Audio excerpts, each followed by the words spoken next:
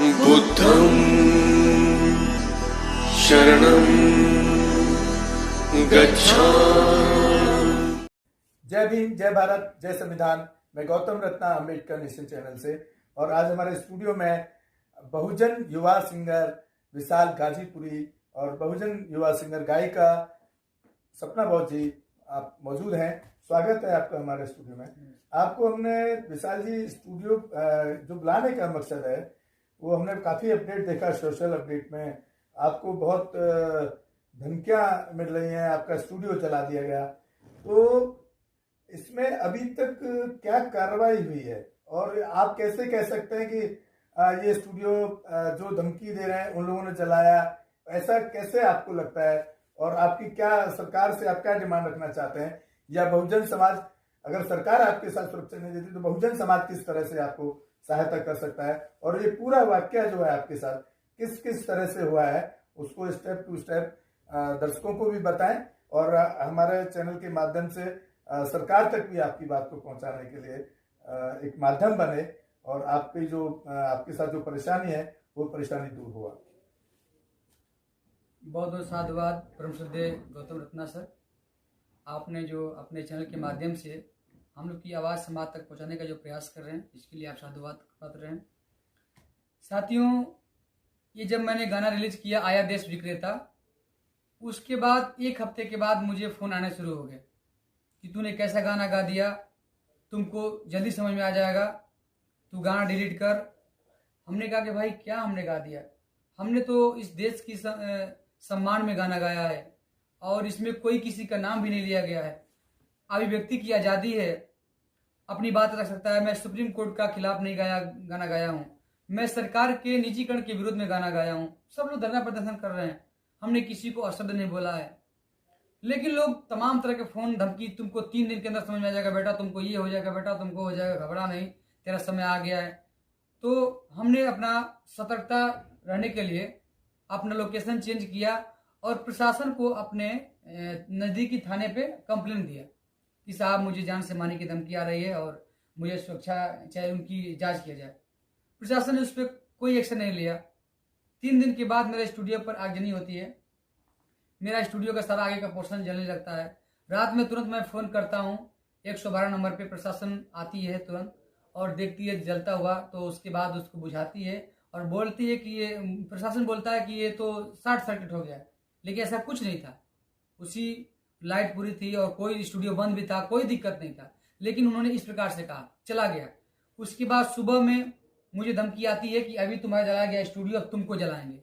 हमने कहा कि तो बड़ा गड़बड़ बात है भाई। तुरंत मैं प्रशासन के पास फिर गया, मेरे साथ 100 लोग आए, हमारे पूरे बहुजन समाज के लोग जो संगठन भीम आर्मी है और लोग हैं, मेरे साथ लोग आए और 100-200 लोग आए और आकर के थाने पे गए हम लोग कंप्लेंट दर्ज करने के लिए। तहरीर लिए एसओ साहब, उसके बाद लेकर रख लिए। अभी कार्रवाई होने के लिए फ़ोन किया गया, तो कार्रवाई इस पर यह हुआ कि मुकदमा SC स्टेट का हो गया। लेकिन जिनके ऊपर हुआ अज्ञात नंबरों पर उन्होंने मुझे जाति सूचक शब्दों का प्रयोग किया, फ़ोन पर भी और बाहर स्टूडियो पर गाली घूस दे करके भी लोगों ने ऐसा काम किया था। क्योंकि मैं बाहर निकल नहीं रहा था, इसलिए कि भाई डर था पहले से उन लोगों का। तो उस पर SC ST एक्ट का मुकदमा दर्ज हो गया। उसके बाद अभी उस पर कोई कार्रवाई नहीं हुआ है। SP साहब से हम लोग मिल चुके हैं, ठीक है, अभी तक कोई कार्रवाई नहीं है। मैं चाहता हूँ अपने समाज के लोगों से कि आप सभी लोग मेरा साथ दे रहे हैं और विशाल गाजीपुरी सपना बहुत को, बस अंधभक्त को छोड़ करके, बस गुंडा मवाली को छोड़ करके विशाल गाजीपुरी सपना बहुत को सभी लोग सपोर्ट कर रहे हैं। पूरा देश सपोर्ट में है, पूरा देश पूरे साथ विशाल गाजीपुरी सपना बहुत के साथ हैं।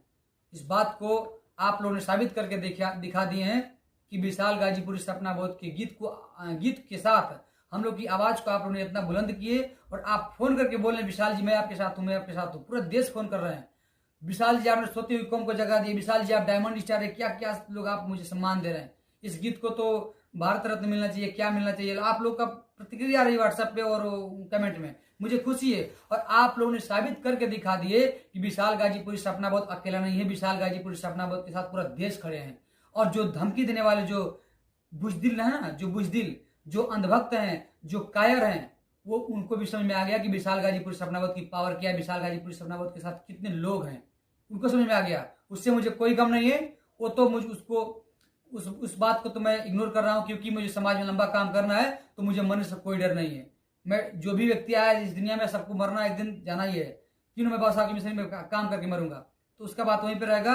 बाकी मैं अपने कदम को आगे कर दिया तो पीछे नहीं कर सकता हूँ साथियों। बस आप लोग मेरा साथ दे। साथ में है कि मुझे सुरक्षा मुहैया कराया जाए। मुझे सरकार से भी अपील करता हूँ, सरकार तक अभी तक ये उन लोगों के साथ होता तो अब तक सरकार उनको सुरक्षा मुहैया कर सकता है। हाँ, मेरा एक सवाल और है। आप मैं इस तरह के केसेस को मैं हैंडल करता हूँ, और काफी मामलों में मैंने एसएसपी डीएम लोगों को कई बार बात किया है, और जब हम उस लेवल पे जाते हैं तो वहाँ न्याय की उम्मीद बन जाती है, और न्याय मिला भी है जी। खुद मेरे गांव के भी ऐसा केस है, और मेरे आस पड़ोस में जहां से भी सोशल माध्यम से आया। आप एसओ तक गए, आप एसएसपी को और डीएम को मिलना आपने जरूरी क्यों नहीं समझा? आप अवेयर नहीं हैं। आज भी हमारे बहुजन समाज के लोग, जैसे आप भी नहीं मिले हैं शायद, जिस तरह से ऑफलाइन कैमरे के पीछे हम लोगों का बात हुआ, तो मैं बहुजन समाज के साथियों से अपील करना चाहता हूं, जब भी कोई ऐसी बात हो, अगर एसओ अगर नहीं सुनता है, जो थानेदार होता है वहां, वो अगर नहीं सुनता है, तो आपको एसएसपी और डीएम से भी मिलना चाहिए। सपना जी, जिस तरीके से अभी विशाल जी ने बताया कि प्रशासन भी कोई कार्रवाई नहीं कर रहा है, तो एज ए फीमेल आपको शिफ्ट भी होना पड़ रहा है वहां से, तो आप किस तरह से इस चीज को किस तरह से देखते हैं, और इन हालातों से कैसे निकलेंगे? कि इनसे कहीं ज्यादा आपको तकलीफ होगी, क्योंकि आपका छोटा बेबी भी है, तो आपके अंदर इतना स्टेमिना कहाँ से आया कि आप ये सब झेल पा रही हैं, और इस सबको समाज के लिए फिर भी आप मतलब काम करने के लिए, समाज के साथ मजबूती के लिए तैयार खड़े हैं, उसको जगाने के लिए काम कर रहे हैं। तो आप थोड़ा सा बताएं, और क्या अपील करना चाहेंगे आप अपने इस केस के लिए, ताकि प्रशासन आपके फेवर में काम करे, आपके लिए कार्रवाई करे। आप सभी को नमो बताया जाए भी, और साधुवाद सर, आपको भी गौतम रत्न सर। और हम अपने समाज के लोगों से यही अपील करना चाहते हैं कि आप लोग हमें सुरक्षा मुहैया कराएं, क्योंकि हमारा भी फैमिली है। और विशाल सर धमकी आया कि तुम्हारे हस्बैंड को जान से मार दिया जाएगा, तुम्हारे बच्चे को किडनैप कर लिया जाएगा, और प्लस तुम्हारे साथ रेप कर दिया जाएगा। मतलब तमाम तरह की बातें आई, और मेरे भी मोबाइल पे तमाम धमकी आई, मुझे गंदी गंदी गालियाँ देने लगे।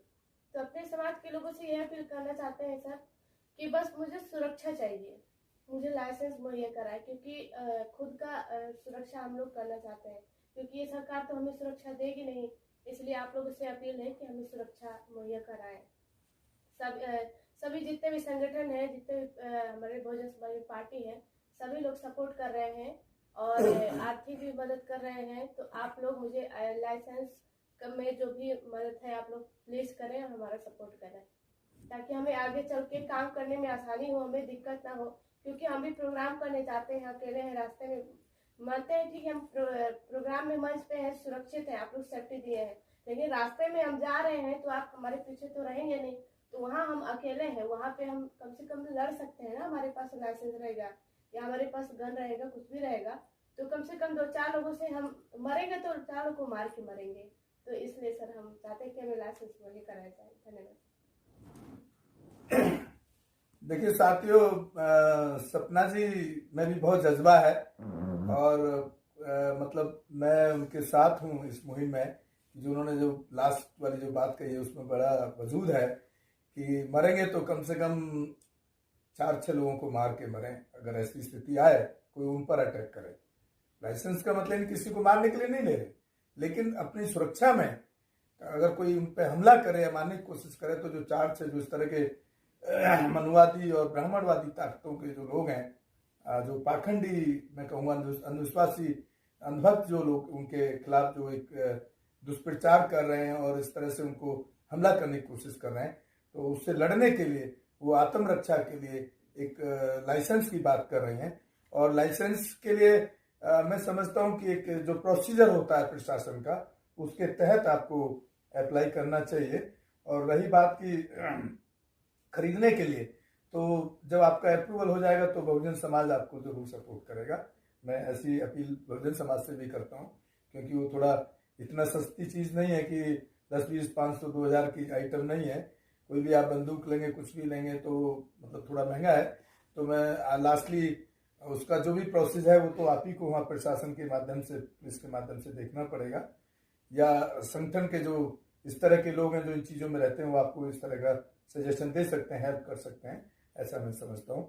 तो मैं फिर एक बार पुनः अपील करता हूँ कि हमारे दोनों बहुजन पति पत्नी और युवा दोनों जो समाज को अपनी जान की बाजी खेल करके जगाने का काम कर रहे हैं, आप उनको हर तरीके से सपोर्ट करें, आर्थिक भी करें, और हर जिस तरीके से भी आपसे हो सकता है तन मन धन से उनसे सहयोग करने की कोशिश करें। और फ़ोन पर भी बात कर सकते हैं, उनका नंबर उनके चैनल पर दिया हुआ है, उनका पेटीएम नंबर, उस पर आप पैसा ट्रांसफ़र कर सकते हैं ताकि उनको आर्थिक मजबूती मिले। क्योंकि दिल्ली में वो रह रहे हैं अभी, तो दिल्ली एक महंगा शहर है और यहाँ पर बहुत महीने का एक्सपेंसिव होता है। अपने बच्चे के साथ दिल्ली टेम्प्रेरी शिफ्ट हुए हैं किसी के हेल्प से, तो मैं अपील करता हूँ एक बार कि लोग ज़्यादा से ज़्यादा उनको सहयोग करें। इसी के साथ मैं विदा लेता हूँ। जय भीम, जय भारत, नमो बुद्धाय, अम्बेडकर नेशन, गौतम रत्ना अम्बेडकर नेशन से। और आपका भी बहुत बहुत धन्यवाद। आप सभी को नमो बुद्धाय जी। वो या तो कह लीजिए कि अवेयर नहीं है या डरते हैं प्रशासन से, या जो गांव में जो मनुवादी और ब्राह्मणवादी ताकतें हैं जो सर उठा के इतना ऊंचा दबा के रखती हैं इस समाज को, इसलिए डरते हैं। आपको मेरा जो पूछना, जो आपसे सवाल है मेरा, वो है कि आप एसओ के पास गए, जो आपने अभी बताया हमारे चैनल पे, आप एसएसपी के पास क्यों नहीं गए, डीएम के पास क्यों नहीं गए? आपको पता होना चाहिए कि जब अगर एसओ कोई कार्रवाई आपके केस में नहीं कर रहा है, आपको कोई प्रताड़ित कर रहा है, तो आपको एसएसपी ऑफिस में और सीनियर सुप्रिंटेंडेंट पुलिस, जिसको आपके यहाँ वरिष्ठ अधीक्षक, पुलिस अधीक्षक बोलते हैं, या डीएम जो कलेक्टर होता है, पूरे जिले का मालिक होता है, वहां तक आप क्यों नहीं गए? और मैंने बहुत सारे केसेस देखे हैं कि आपको तो हमने पीछे एक ऑडियो भी सुनाया था एक केस का, तो हम हालांकि उसको हम सोशल अपडेट पे ले जाना नहीं चाहते हैं क्योंकि उसमें कार्रवाई किया उन्होंने तो फिर कोई मतलब नहीं बनता है। तो आपको उस लेवल तक जाने के लिए आपने क्यों नहीं सोचा? जो लोग आज खड़े हैं, किसी ने आपको सलाह नहीं दिया कि आपको जाकर के डीएम ऑफिस जाना चाहिए? अगर वहां भी कार्रवाई नहीं होती है तो डीएम ऑफिस के बाहर दोनों बैठ जाओ, जाकर के वहां पे सत्याग्रह कर दीजिए, वहां पर हम देखें हम कैसे कार्रवाई नहीं होता है। तो मैं ये बात इसलिए बता रहा हूँ चैनल के माध्यम से, बाकी आपको बताएंगे अभी विशाल जी कि वो डीएम तक क्यों नहीं गए, कि मैंने बहुत सारे केसेज में देखा है कि हमारे बहुजन समाज के लोग जब कोई इस तरह की तकलीफ, इस तरह का अत्याचार उन पर होता है, तो वो एसएसपी लेवल तक वो पहुंचते ही नहीं है, डीएम तक पहुंचते नहीं अपनी कंप्लेंट लेकर के। जो एसओ ने समझा दिया थाना अध्यक्ष ने और उठा करके घर भेज दिया, उसी में सोचते हैं यही सब कुछ है। तो कोई एसएचओ या थाना अध्यक्ष कोई माई बाप नहीं है, उसके ऊपर भी सिस्टम है। और अगर एसएसपी भी नहीं सुनता, डीएम नहीं सुनता, तो उसके ऊपर भी सिस्टम है। सीएम भी नहीं सुनता तो उसके ऊपर भी सिस्टम है। उसके फिर कोर्ट भी है, नहीं तो कोर्ट टेक ऑफ एक्शन करता है ऐसे केसेस में, कि कोर्ट कार्रवाई कराता है। तो मैं आपसे जानना चाह रहा हूं कि आप डीएम एसएसपी तक क्यों नहीं गए? देखिए सर, इसलिए कि मेरे साथ बहुत सारे साथियों ने कहा कि विशाल जी आप एसपी से मिल भी चुके हैं और आपका कार्रवाई होगा। बाकी बहुत समाज के लोग, जितने लोग फ़ोन करते रहे डीएम के पास, एसपी के पास फ़ोन करते रहे, कार्रवाई किया जाए। लेकिन मेरे साथ जो धमकियां थी लगातार बढ़ती रही, तो मुझे लगा कि मुझे अपने से ही सुरक्षित रहना पड़ेगा फिलहाल के लिए। तो हम अपने मोबाइल लोकेशन ऑफ करके और जैसे तैसे हम लोग सीधे यहाँ दिल्ली के लिए निकल गए कि यहाँ पे आकर कुछ थोड़ा सा हम लोग सेफ हो जाएं, उसके बाद जो भी कार्रवाई हो किया जाएगा सिस्टम से। तो बाकी सब करना ही है। मैं बस यही कहूँगा कि मैं अपने समाज के लोगों से कि आप लोग मेरा साथ दे रहे हैं, देते रहें, और प्रशासन के लोगों से भी निवेदन करते हैं कि आप लोग, और मैं अपने इस कोर्ट के माध्यम से भी चाहूँगा कि मुझे जो है कि इस चीज़ को न्याय मिले और मुझे सुरक्षा मिले। सुरक्षा में बोले तो जो भी लोग मेरे साथ ये दुष्कर्म करना किए हैं, जो मुझे धमकी दी है और मेरा स्टूडियो में जलाया और मुझे जान से मारने की धमकी दे रहे हैं, उनको गिरफ्तार किया जाए। अब मुझे एक सुरक्षा के लिए एक लाइसेंस मुहैया कराया जाए ताकि मैं अपना सुरक्षा खुद स्वयं कर सकूं। Thank you.